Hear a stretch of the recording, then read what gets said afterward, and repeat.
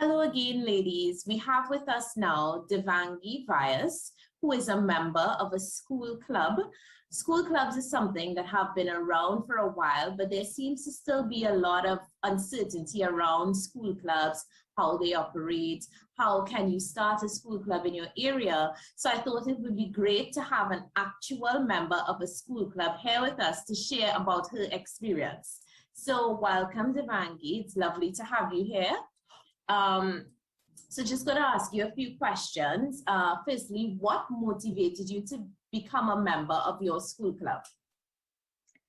Okay, so it's a bit of an odd story actually. I think when I was about 10 years old, I remember asking myself this question. I must have overheard it from one of my parents or something, but I asked myself what the purpose of life was, which is a really odd question for a 10-year-old to ask.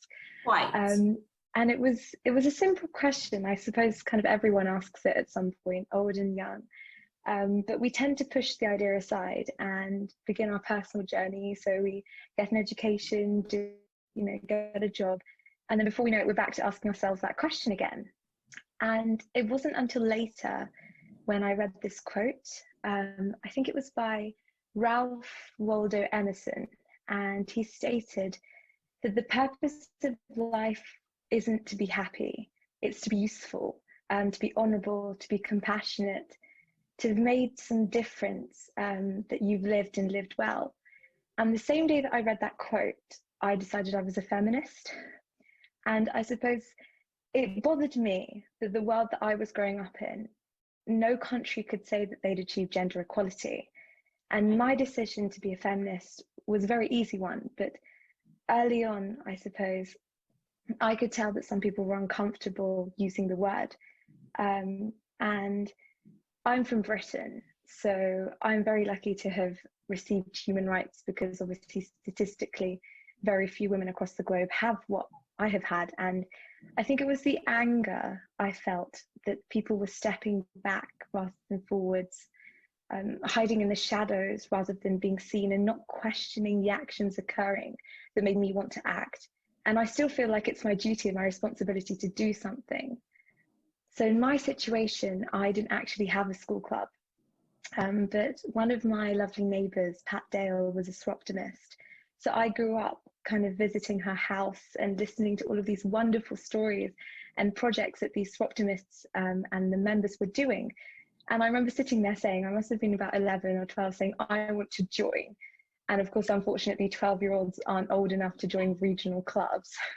So I was a bit annoyed, and I prepared like this essay and this presentation, and I took it to my teachers and my headmaster with this plan. And a little while later, my school club, which is called NW Soroptimist, that was born. So that's how it was created. Yeah. And it's truly an amazing story, and I think quite inspirational to other young women like yourselves who may have the same question you had and may want to find practical ways to get involved. Okay, so my next question would be, can you tell me a little bit about some of the projects that you've done as part of your school club? I think one of the big projects we did early on was to help women who'd been sex trafficked. So we worked with, I think Soroptimists at the time had partnered up with the School of Law, which was this kind of like operation where there were groups of women who had obviously suffered and wanted to get an education with law in order to stand up in court and prosecute those who had hurt them. So we kind of worked to do some fundraising. So we presented I think it was in our big school hall, to all the different year groups and different members and different societies. And we kind of got more people involved and started fundraising by doing little activities. So we did kind of like bake sales. We kind of stood out and did little protests in the area and walked around, raised money. And we raised quite a lot from that. I think it was about £300 or so. Wow, that was one great. of them. Yeah. Recently, though, we did quite a nice project where, obviously, with the pandemic, there'd been a lot of situations with low-income families and food banks, and we did a virtual quiz, which was obviously based around. It was near International Women's Day. So we did it completely based on inspirational women. It turned out to be quite a difficult quiz, but we had quite a lot of people come online for that. Yeah. So even with the lockdown situation, and we did sort of like an online crowdfund. So people obviously paid to take part, and then they donated. We've also done sort of like walking and doing kind of activities like that at home to raise money. Right. That's great. So what would you say is one thing about Soroptimism that stands out to you the most? I think for me, it would be freedom. I think something that's quite important to me that I've learned after being a Soroptimist, after doing the school club, is that if we stop defining ourselves by what we lack, and we start defining ourselves by like who we are, then we can all be free. And I think Soroptimism gives men and women the chance to be free from prejudice and free to be vulnerable, free to be strong, and therefore free to be ourselves and the true version of ourselves. Yeah. I feel like I've learned so much about myself, and I've seen so many different experiences and perspectives in kind of like interacting with, you know, going to Soroptimist meetings, talking to women across the globe. And Soroptimism gives me the hope that nothing's impossible. And I can see our history with suffragettes and suffragists and this long kind of history of people who've made painful sacrifices for my life to be a sheer privilege.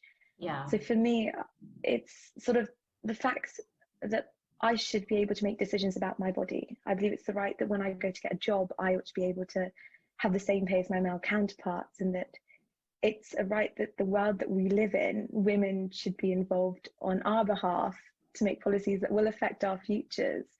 And that's the most important thing to me about Soroptimism. That's just amazing. So I guess my last question you've kind of already answered, which is that, are you motivated to continue to be a Soroptimist once, you know, you leave school? So maybe, I think you've answered that, and the answer is already yes. So I guess my question would be, what would you say to other young girls like yourself who may have a similar passion, and how can you get them to be a part of this amazing organization? I think all I can say is that I care about this problem and I want to make a difference. And it's the awareness that we need to spread. I want to make the world better so that my descendants, our descendants, are free. A world where, you know, our sisters, our daughters, our sons, our brothers are free. A world where, you know, parents don't love one of their children less because she was born a daughter. And I think everyone can understand that. Everyone can associate with the same feelings. You know, a world where men and women are not imprisoned by gender stereotypes. And I suppose, obviously, we all know feminism, by definition, is a theory of the political, economic and social equality of the sexes, and that men and women should have equal rights and opportunities. Yes. And it still amazes me in the 21st century that people can hate the word. And if they do hate the word, it's the idea and ambition behind it that makes people uncomfortable. Mm-hmm. And then I suppose everyone just has to ask themselves, you know, why?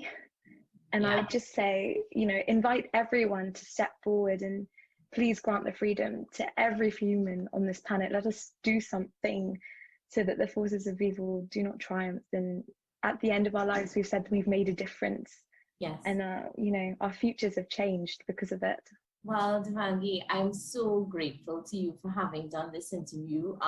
If I wasn't a Soroptimist, I'd be signing up immediately, because you really have touched some very important points, and I think you're very inspirational. So thank you so much, and I wish you all the best and your school club all the best, and I hope you've been an inspiration to others to start school clubs in their regions so that young women like yourselves can have an outlet and an avenue to do the good work that you all are doing.